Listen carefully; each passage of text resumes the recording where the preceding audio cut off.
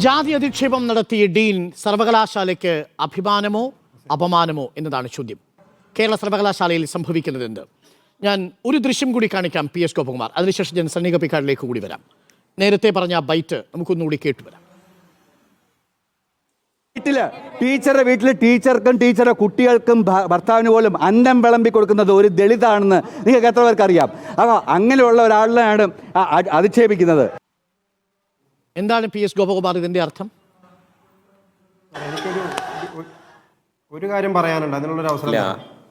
കേരള സർവകലാശാലയിലെ open defence സംബന്ധിച്ച് നടന്ന പരാതിയിലെ ഈ ആരോപണം ടീച്ചറ് സംസ്കൃത സർവകലാശാല കേരള സർവകലാശാലയിലെ ടീച്ചറുടെ ഓഫീസിൽ വരുന്ന കുട്ടികൾക്ക് ദളിത് വിഭാഗത്തിൽപ്പെട്ട കുട്ടികളാണ് അവിടെ പങ്കെടുക്കുന്നതെങ്കിൽ അവിടെ വെള്ളം തെളിക്കുന്നൊക്കെയുള്ള ആക്ഷേപമാണുള്ളത്.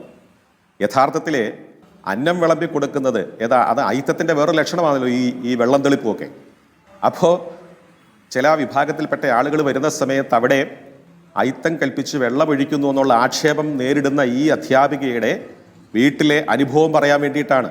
കഴിക്കുന്ന ആഹാരം കൊടുക്കുന്നത് ഈ വിഭാഗത്തിൽപ്പെട്ടയാളാണ്. അതിന് നിങ്ങൾ കൊടുക്കുന്ന വ്യാഖ്യാനം ഞാൻ അങ്ങനെ ആ നിറത്തിൽ കാണാനല്ല ഞാൻ ആഗ്രഹിക്കുന്നത്. അതിൻ്റെ മെറിറ്റിലാണ്. അന്നം കൊടുക്കുക എന്ന് പറഞ്ഞാൽ അമ്മയാണ് ആഹാരം കൊടുക്കുന്നത്.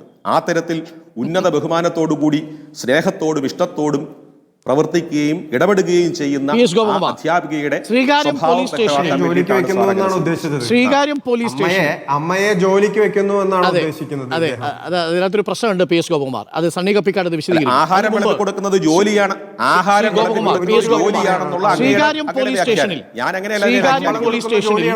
മൊഴി കൊടുത്ത സാക്ഷിയായ അധ്യാപിക PS ഗോപകുമാർ, ശ്രീകാര്യം പോലീസ് സ്റ്റേഷനിൽ ഈ കേസിൽ ഒരു അധ്യാപിക മൊഴി കൊടുത്തിരിക്കുന്നത് പ്രകാരം ജാതി അധിക്ഷേപം നടത്തിയിട്ടുണ്ട് എന്നാണ് ഒരു സാക്ഷിമൊഴി. ശ്രീകാര്യം ജാതി അന്വേഷിച്ചല്ലോ, അപ്പൊ ശമ്പളം കൊടുക്കുന്നുണ്ടോ എന്നും കൂടി അന്വേഷിക്കണ്ടേ നിങ്ങൾ?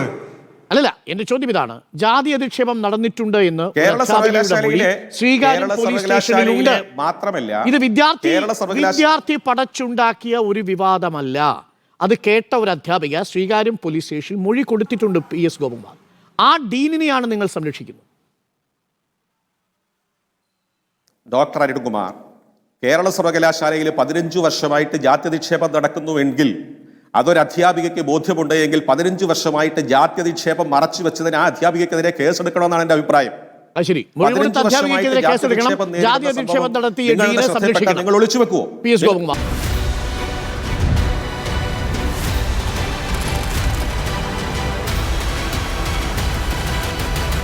Debate with Dr. Arun Kumar.